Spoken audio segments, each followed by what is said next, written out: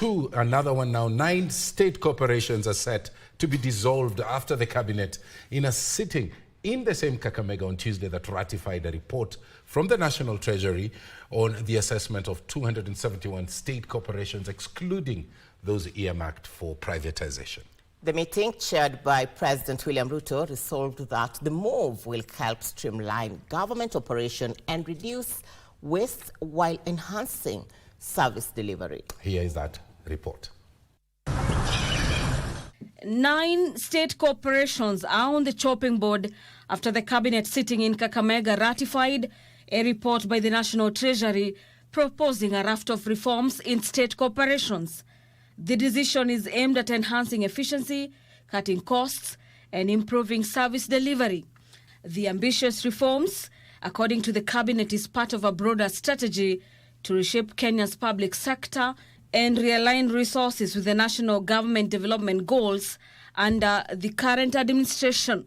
The 9 to be dissolved include the Kenya Sesefly and Trypanosomiasis Eradication Council, the Kenya Fishing Marketing Authority, Center for Mathematics, Science and Technology Education in Africa, the President's Award Kenya, Nuclear Power and Energy Agency, Kenya National Commission for UNESCO, the Kenya Film and Classification Board, National Council for Nomadic Education, and the Lapset Corridor Development Authority. The functions of these entities will be transferred to the relevant ministries or other state bodies to ensure continuity and improved accountability. The cabinet also plans to consolidate 42 corporations with overlapping mandates into 20 entities. Some notable mergers include the Higher Education Loans Board and the University Fund to better manage education financing and increase access to higher education. The Kenya Tourism Board is also set to merge with Tourism Research Institute to create a unified body for tourism promotion and research. The Kenya Rural Roads Authority and the Kenya Urban Roads Authority will be merged to establish a single roads authority focused on connectivity across rural and urban areas. The Kenya Investment Authority is also set to be merged with the Kenya Export Promotion and Branding Agency to create a seamless framework for the promotion of investments and exports. The government has also identified 16 state corporations with outdated mandates or those whose services could be better delivered by the private sector.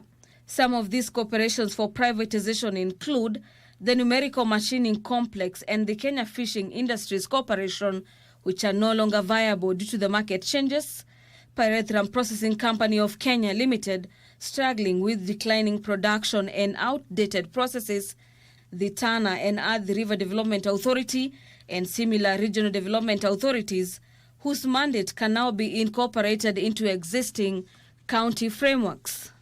The aim is to offload inefficiencies from the government while encouraging the private sector to invest in these areas.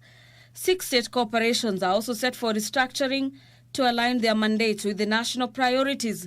Among them is the Kenya Utalii College to modernize training in the hospitality and tourism industry, the Postal Corporation of Kenya to adapt to a rapidly evolving digital economy and declining postal services. The Bomas of Kenya is also set for restructuring to reposition itself as a center for cultural tourism. Others include the National Housing Corporation to align it with the affordable housing agenda under the bottom-up economic transformation framework. These changes aim to make these entities more competitive and relevant in their respective sectors. The reforms are further aimed at addressing a growing public debt crisis, increased physical pressures, and inefficiencies in service delivery. With pending bills by state corporations reaching 94.4 billion shillings as of March 2024, the government sees this overhaul as a critical to stabilizing the economy and enhancing the effectiveness of the public services. For Prime Edition, I'm Gladys Mungai.